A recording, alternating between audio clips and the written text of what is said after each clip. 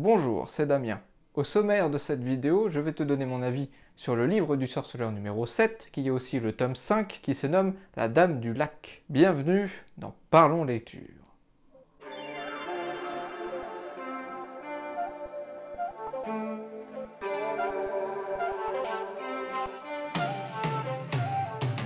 Le voilà, il est là, il est tout beau, il est tout gros aussi.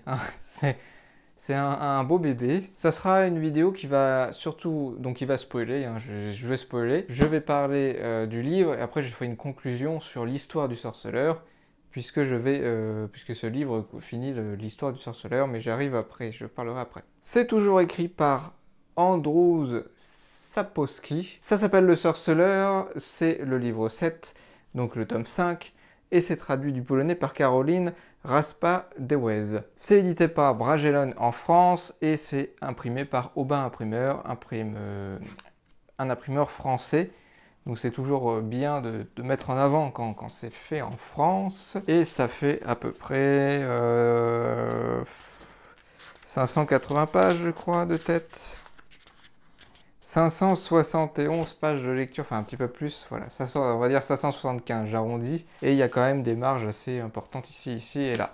Voilà, ça c'est fait. C'est un livre qui va être là pour conclure l'histoire du sorceleur, puisque comme je le redis à chaque fois, mais je le redis, le livre 1 et 2 du sorceleur, je les ai en face de moi là, c'est des compilations de nouvelles, et l'histoire commence réellement avec le livre 3, donc c'est le tome 1, le livre 3. Là on est sur le livre 7, donc le 7e livre, mais qui est en réalité le tome 5 et le dernier tome de l'histoire du sorceleur, l'histoire avec un grand H.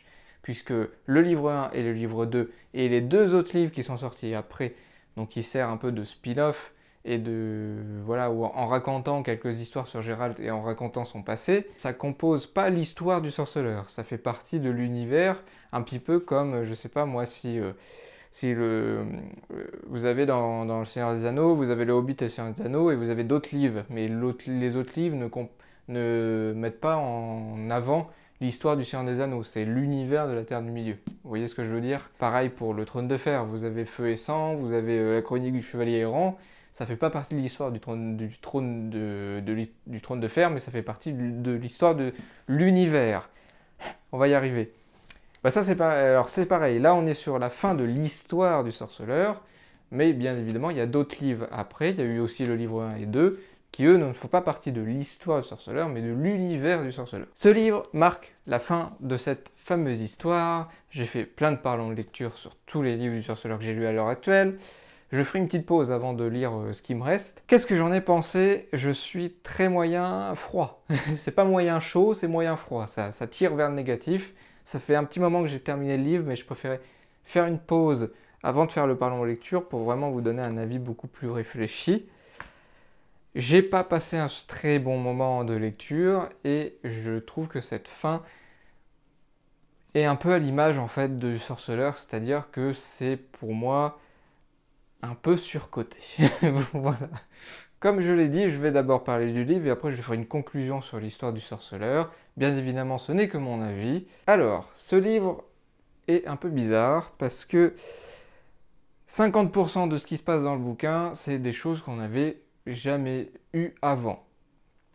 Et pas dans le sens ouais c'est trop bien, mais dans le sens pourquoi ça n'a pas été introduit dans les livres 5 et 6 qui servaient de transition. Je vous avais dit dans les parlons lecteurs précédents, parce que je considère que tu as vu les parlons lecteurs précédents, que le livre 5 c'était la transition et que le livre 6 c'était aussi une transition et que j'aurais préféré que le livre 5 et 6 soit un seul livre qui serve vraiment de grosse transition pour aller vers la conclusion. Or, ce bouquin, c'est aussi de la transition. Alors, le livre conclut quand même des choses à la fin, hein, c'est un peu son but, mais il t'introduit plein de choses au début.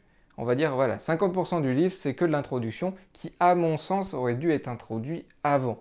Et là, ce livre-là aurait dû être que de la conclusion. Ce n'est pas le cas. Et donc, là-dessus, c'est dommage. Notamment, il y a une conclusion d'une grande bataille, ça c'est cool, mais pourquoi ça n'a pas été introduit avant ?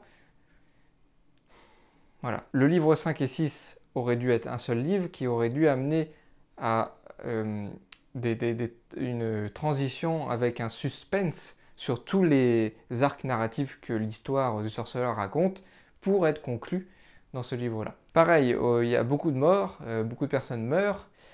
Ça, on le savait plus ou moins parce que ce con d'auteur, il a eu l'idée, avant de chaque chapitre, de te mettre des trucs, des textes qui sont écrits dans le futur de l'univers de Sorceleur. Donc en fait, on sait comment l'histoire se termine, puisqu'il te spoil littéralement comment l'histoire se termine. C'est bien ça, j'en avais pas parlé dans les précédents, mais là, je trouve qu'il a fait fort quand même.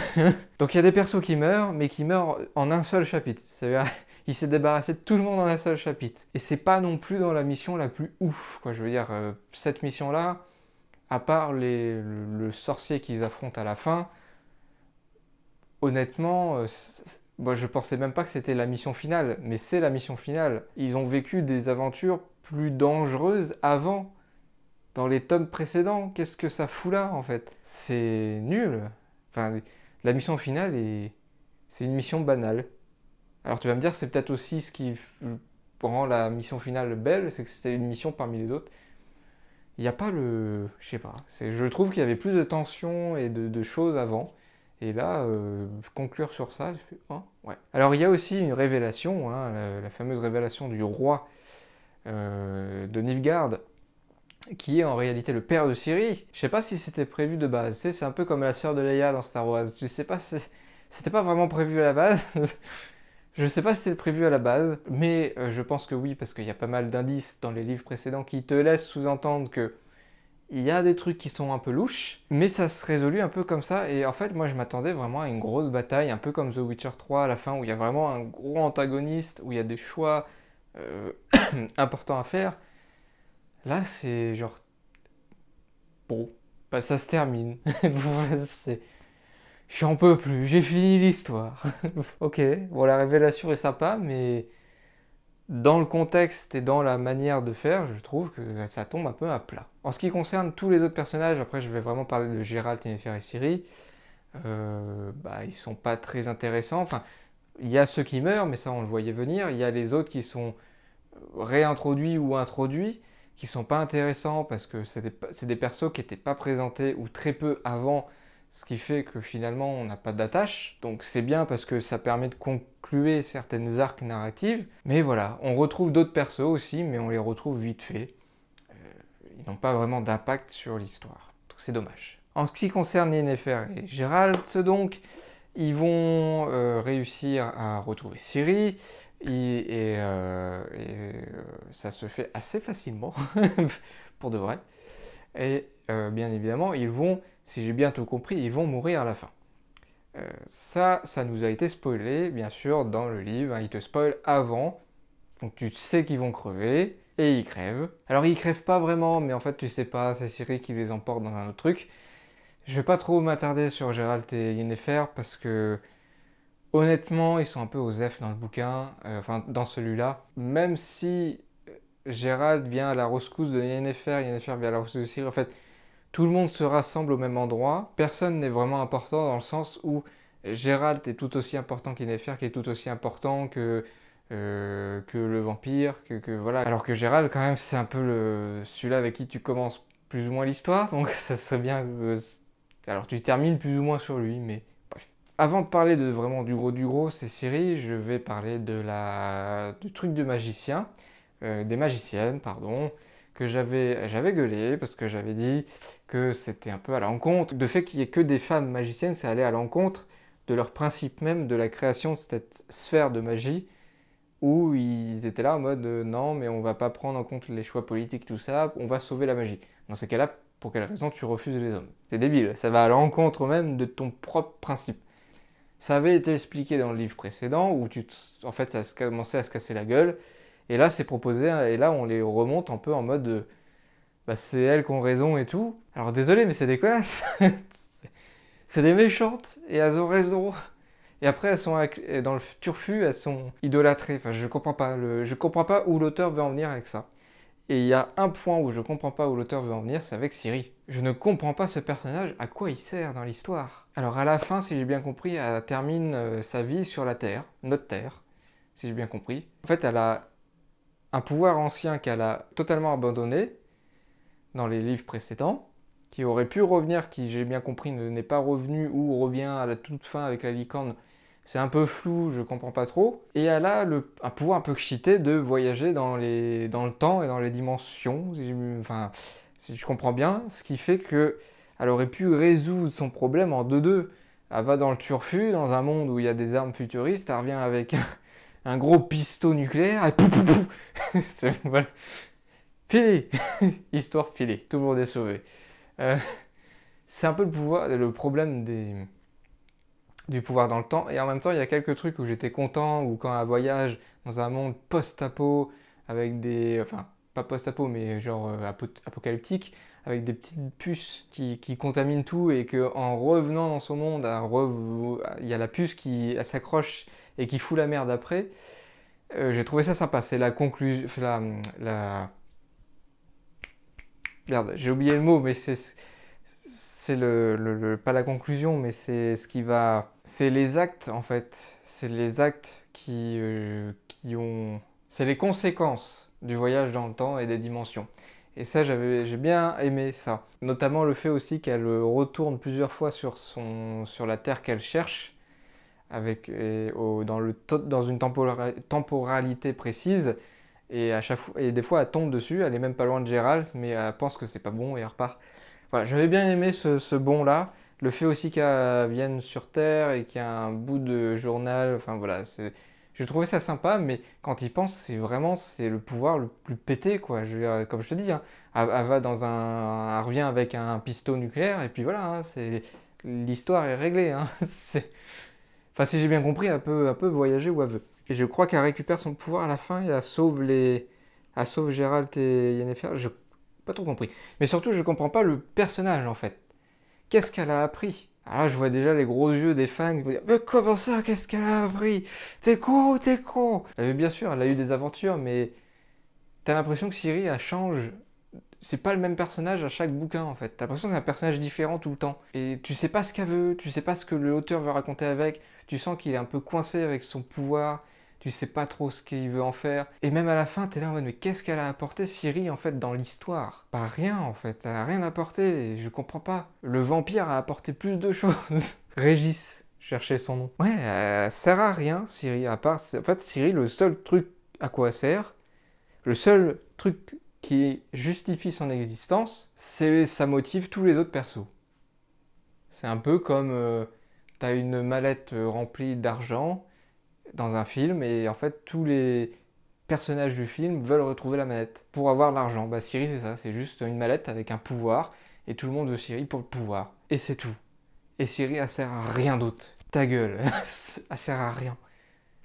Je suis désolé, elle sert à rien. Je sais qu'il y a les pro-sorceleurs qui vont me dire mais non, non, Ciri, elle sert à rien. Enfin, moi, j'en déduis qu'elle servait à rien. J'en ai conclué cette conclusion-là. Pour conclure sur le livre, j'ai moyennement apprécié.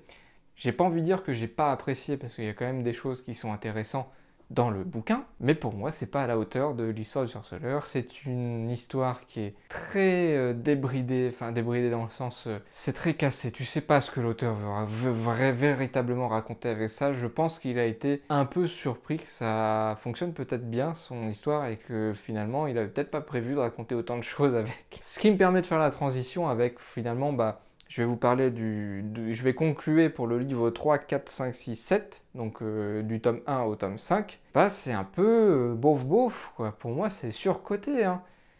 Le sorceleur, l'histoire, elle est bizarre. Il y a des choix qui sont faits, des choses qui sont pas très linéaires, tu sais pas ce que l'auteur veut vraiment raconter. La fin du sorceleur, donc la fin du dernier tome de ce livre-là, c'est une fin au Seigneur des Anneaux. C'est-à-dire, c'est une fin, la fin bat les couilles. C'est, je sais pas conclure comment l'histoire. Bon, ils sont vivants, plus ou moins, ils vont dans un autre monde. Allez, ta gueule. c'est clairement ça. Ils sont sur une sorte de petit, je sais pas si c'est un bateau, une barque. C'est pile poil à la fin, c'est les Anneaux, quoi. C'est une barque, machin, hop, fini. J'aurais tellement voulu que ça soit une fin différente, du genre les persos meurent, genre Gérald et Yennefer, mais ils meurent vraiment. Et ils vont pas dans un autre monde avec leur âme ou je sais pas quoi. Non, non. C'est comme ça me rappelle un perso dans le premier jeu Mass Effect, la mère de Liara qui meurt, désolé je spoil, et qui fait oh, tout le monde m'avait dit qu'il y avait de la lumière, mais il y a rien, il y a que du noir. Ça serait bien ça. Genre en fait il va à contre-courant et toutes les croyances finalement, non non en fait, perso il meurt, il meurt. Tout ça pour ça. Tout ça pour ça. Bon, est-ce que je vous conseille de lire l'histoire du sorceleur? Je pense que si t'es arrivé là, c'est que t'as lu le sorceleur, mais pas vraiment, hein, c'est pas ouf. Hein. Sorceleur, c'est pas ouf. Voilà, j'ai enfin terminé le sorceleur, histoire que j'ai commencé je crois en 2020 ou 2019, 2020 sans doute. C'était moyen. Il y a des choses bien, il y a des choses moins bien, il y a des choses moins bien, et il y a des choses bien. Voilà. N'hésite pas, toi, à dire ce que tu penses du sorceleur dans les commentaires. Comment tu as découvert la licence? Est-ce que c'est à travers, enfin la licence, la saga? Est-ce que c'est à travers les jeux, la série ou directement les livres? Dis ce que t'en as pensé. Allez, je te donne rendez-vous pour d'autres vidéos. Abonne-toi à la chaîne. C'était Damien, merci. À la prochaine, oui.